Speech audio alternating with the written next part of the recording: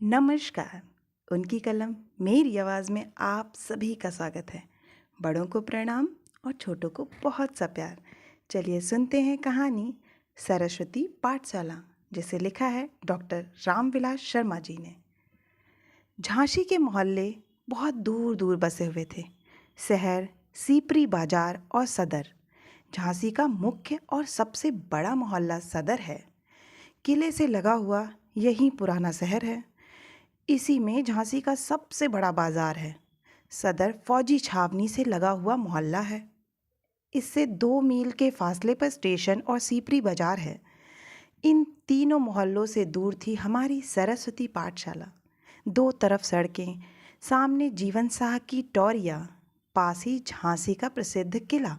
School के सामने छोटा सा खेल का मैदान, कमरों की छत खपरैल की, स्कूल के बड़े हॉल की छत भी खपरैल की। सन 1920 में यहाँ तीसरे दर्जे में मेरा नाम लिखवाया गया था। तब वह सरकारी अथवा अर्ध सरकारी स्कूल था। एक दिन स्कूल में मेडल बंटे थे, जो तांबे या पीतल के बने थे। उन पर जॉर्ज पंचम की तस्वीर बनी थी। मैं मेडल लेकर घर आया तो बड़े भाई ने कोई प्रसन्नता प्रकट नहीं की। जिन मास्टर साहब ने यह मेडल दिया था वे पूरे अंग्रेज भक्त थे। वे खूंखार मुद्रा में रहते थे। जिस दिन मेडल बांटे थे उस दिन जरूर मुस्कराए थे। इसके कुछ दिन बाद ही सरस्वती पाठशाला बदलकर राष्ट्रीय सरस्वती पाठशाला हो गई। एक दिन स्कूल के मैदान में विद्यार्थियों और शिक्षकों की सभा हुई और उसमें विदेशी कपड़े ना पहनने की प्रतिज्ञा की गई। एक छोटी सी होली जलाई गई। इसमें लोगों ने अपनी गोल टोपियां फेंक कर जलाई। मैंने भी अपनी टोपी उतार कर उसमें फेंक दी। घर आने पर मैंने जो कुछ किया था बता दिया। डांट डपट की नौबत ना आई, चूंकि बड़े भाई का समर्थन प्राप्त था। पाठशाला के राष्ट्रीय होने का अर्थ था सरकार से संबंध विच्छेद। बहुत से पुराने शिक्षक चले गए, बहुत से नए शिक्षक आ गए। गांधी टोपी पहनने वाले जितने शिक्षक हमारी पाठशाला में थे उतने झांसी क्या 2-4 जिलों के कुल स्कूलों में ना रहे होंगे। एक बार गांधी जी आए। स्कूल के पड़ोस में बंगला था, उसी में गांधी जी को ठहराया गया। इस बंगले के स्वामी लाल गंगा सहाय थे। इन्हीं के यहाँ मेरे पिता मुनीम थे। लाला गंगा सहाय अंग्रेज भक्त ठेकेदार थे। राय बहादुरी का खिताब भी उन्हें मिला था। वे सदर में रहते थे। वहीं बहुत से मकान और दुकानें थीं। कई किस्म के धंधे अंग्रेजों के संपर्क से होते थे। इसीलिए गांधी जी को अपने बंगले में ठहराकर उन्होंने साहस का काम किया था। विद्यार्थी लाइन लगाकर गांधी जी के सामने से धीरे धीरे निकलते और उनके दर्शन करते जाते थे। वह ज़मीन पर दरी बिछाए बैठे थे। जहाँ तक मुझे स्मरण है उनके सिर पर गांधी टोपी नहीं थी, वे पगड़ी पहने हुए थे। शाम को शहर में उनका भाषण था। पिताजी मुझे ले गए। हम लोग मंच के बहुत करीब थे। गांधी जी ने बोलना शुरू किया तो लोगों को सुनाई न दिया। पीछे वालों ने जोर लगाया, भीड़ बेकाबू हो गई। पिताजी ने उठाकर मुझे कंधे पर बिठा लिया, वरना कुचला गया होता। सरस्वती पाठशाला शहर में राष्ट्रीय चेतना का गढ़ थी। उसमें एक बार कांग्रेस का कोई अधिवेशन भी हुआ। उसमें भारत के कोने कोने से बड़े नेता आए थे। उसके स्वागताध्यक्ष क्लिष्ट हिंदी के आचार्य चंडी प्रसाद हृदयेश थे। उनका छपा हुआ भाषण बांटा गया, जिसे मैंने कई बार पढ़ा, पर समझ में कुछ भी ना आया। ब्रजभूषण लाल त्रिपाठी निश्चल कवि, नाटककार और अध्यापक थे।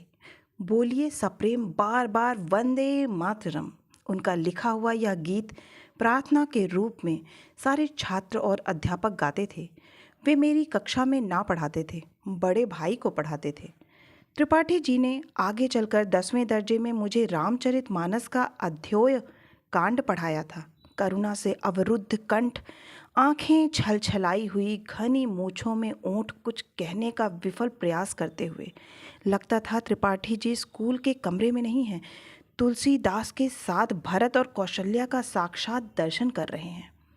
सरस्वती पाठशाला के एक अन्य अध्यापक रुद्र नारायण जी के बारे में महान उपन्यासकार वृंदावन लाल वर्मा जी लिख चुके हैं। चंद्रशेखर आजाद के परम मित्र भगवान दास, माहौर और सदाशिव राव जैसे क्रांतिकारियों के शिक्षक पंजा लड़ाने में आचार्य, नाटे कद लेकिन लंबी नुकीली नाक वाले मास्टर रुद्र नारायण हमें ड्राइंग पढ़ाते थे। उन्होंने रेखाओं से निराकार कला का अभ्यास ना कराकर सीधे मनुष्य की आकृति के चित्र बनाना सिखाया। स्कूल के पास अच्छी काली मिट्टी थी, उसे हम लोग खोद लाते थे और वे हमें मूर्तियाँ बनाना सिखाते थे। हॉल के फर्श पर बैठकर हम लोग मूर्तियाँ बनाते थे और दीवारों पर टंगी हुई राष्ट्रीय नेताओं की तस्वीरें देखते जाते थे। इसमें से कुछ या अधिकांश मास्टर रुद्र नारायण की बनाई हुई थी। मास्टर साहब खेल कूद में बराबर साथ रहते थे। वैसे पढ़ने लिखने और खेल कूद में मुझे कोई विशेष अंतर न मालूम होता था। राष्ट्रीयता की लहर ने छात्रों और अध्यापकों के संबंध एकदम बदल दिए थे। अनुशासन की समस्या जैसी कोई चीज़ ही न रह गई थी।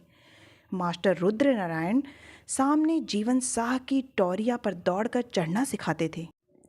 कलाई पंजा लड़ाने की शिक्षा देते थे। उनकी उंगलियां छोटी किंतु बेहद सख्त थीं।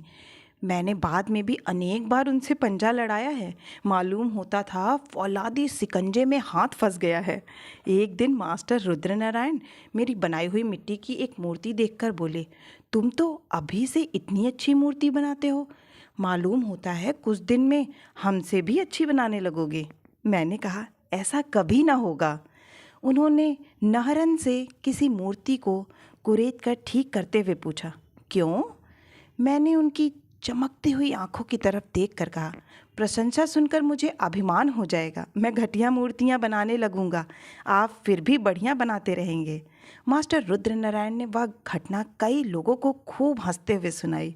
उनकी वजह से मास्टर शब्द मेरे लिए मित्र का पर्यायवाची हो गया था। उनका घर एक म्यूज़ियम ही था जिसमें तरह तरह के चित्रों, मूर्तियों आदि की भरमार थी।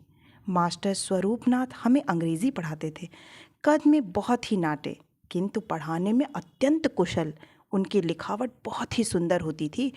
मैंने उन्हें विद्यार्थियों को झिड़कते देखा हो, इसकी याद नहीं। वे सरस्वती पाठशाला छोड़कर मैकडलन हाई स्कूल चले गए। जिस दिन स्कूल छोड़ रहे थे, लड़कों के मन बहुत उदास थे। लड़कों ने उनसे कहा, आप दूसरे स्कूल में मत जाइए। उन्होंने बड़े प्यार से सबको समझाया कि उन्हें मजबूर होकर दूसरे स्कूल में जाना पड़ रहा है।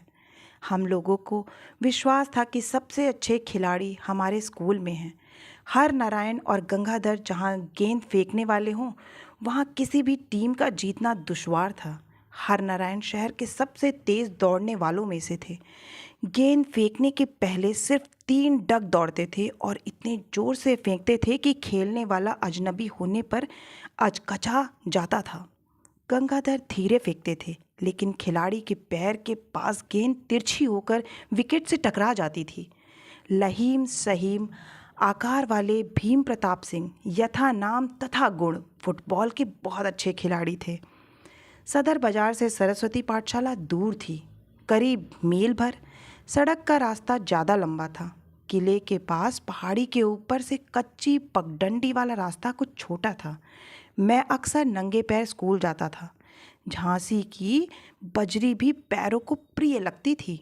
स्कूल के ध्यान में रास्ता मालूम ही ना होता था। संभवतः सरस्वती पाठशाला की आर्थिक स्थिति अच्छी ना थी। 5वां दर्जा पास करने के बाद अपने भाई के साथ मैं भी मैकडलन हाई स्कूल आ गया। लेकिन सरस्वती पाठशाला के राष्ट्रीय होने के बाद 2 वर्षों तक वहाँ के वातावरण ने मन पर एक अमिट छाप डाल दी थी।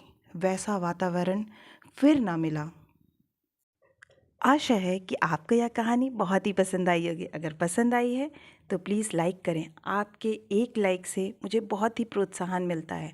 अपनों के साथ शेयर करें और अगर आप इस चैनल पे नए हैं तो हमसे जुड़ना ना भूलें। प्लीज़ सब्सक्राइब करें।